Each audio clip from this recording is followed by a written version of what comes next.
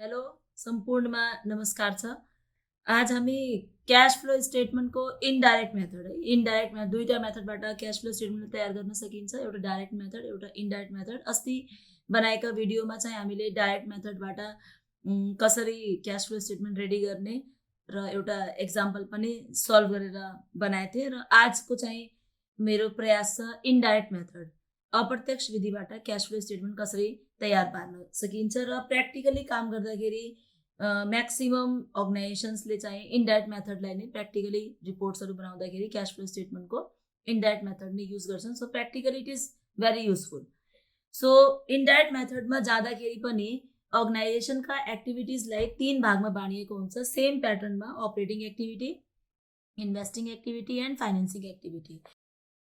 सो operating activity अन्तर्गत same एक्टिभिटीहरू हामीले प्याटर्न फलो गर्नुपर्ने हो। करन्ट एसेट्स, करन्ट लाइबिलिटिजलाई नै फलो गर्नुपर्ने हुन्छ। तर इनडाइरेक्ट मेथडमा थोडा फरक के छ, हामीले फन्ड फ्लो स्टेटमेन्टको च्याप्टरमा adjusted profit and loss account बनाउँदाखेरि हामी फन्ड फ्रम अपरेसन या लस फ्रम अपरेसन क्यालकुलेट गर्थ्यौँ by using the non operating income and non operating expenses.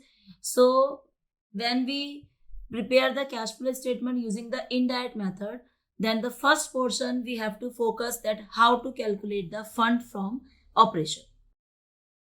Calculate the fund from operation.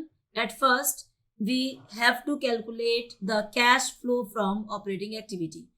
So yo operating activity calculate गर्ने क्रममा स्क्रिनमा तपाईँ हेर्न सक्नुहुन्छ।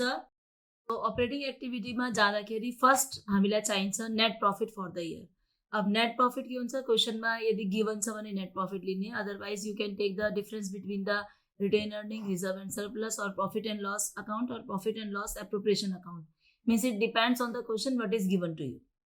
Net प्रफिटमा हामीले जोड्नुपर्ने हुन्छ all the non-operating expenses. Non-operating expenses means the expenses which are incurred due to the non-operation of the organization. In it, we record the depreciation, amortization of assets, amortization on fixed asset, goodwill written off, patent written off, discount on issue of shares, different types of reserves, loss on sale of fixed assets.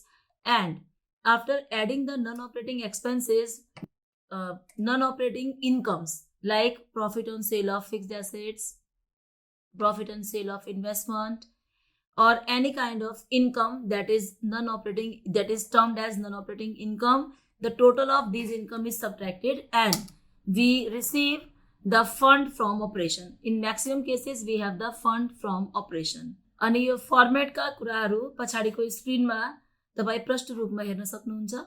Raw fund from operation calculate गरिसकेपछि again हामीले balance सिटमा दिएको इन्फर्मेसन्सलाई 3 भागमा बाँड्नु पर्यो। Current assets, current liabilities, fixed assets, 3टा भाग। त्यसपछि शेयर क्यापिटल, डिबेन्चर्स, बोरोइङ्सको कुराहरू आउँछन्। So fund from operation calculate भइसकेपछि हामीले सेम प्याटर्न फलो गर्नुपर्ने हुन्छ। All the inflows are added. इन्फ्लोजमा reduction in the current asset and increase in the current liabilities, which shows the inflow that should be added, and opposite to this, that is increase in current asset and decrease in current liability, that is outflow, is subtracted.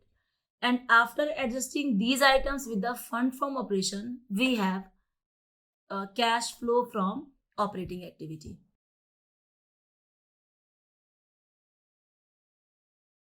This is the first part. And after completing the first part, we have to follow the same pattern as in the direct method. There is the calculation of cash flow from investing activity, means which is related to the purchase of fixed assets, purchase of investment, sale of fixed assets, sale of investment. And if the condition apply, there may be the requirement to prepare the particular fixed asset account or different types of investment or the assets account. And after calculating the sales and purchase, we got the cash flow from investing activities. It may be inflow or it may be outflow. And the third step is cash flow from financing activities. Financing activity means which is related with the share capital, which is related with debentures, issuance of debentures, loan taken, repayment of loan, dividend, dividend received, dividend payment.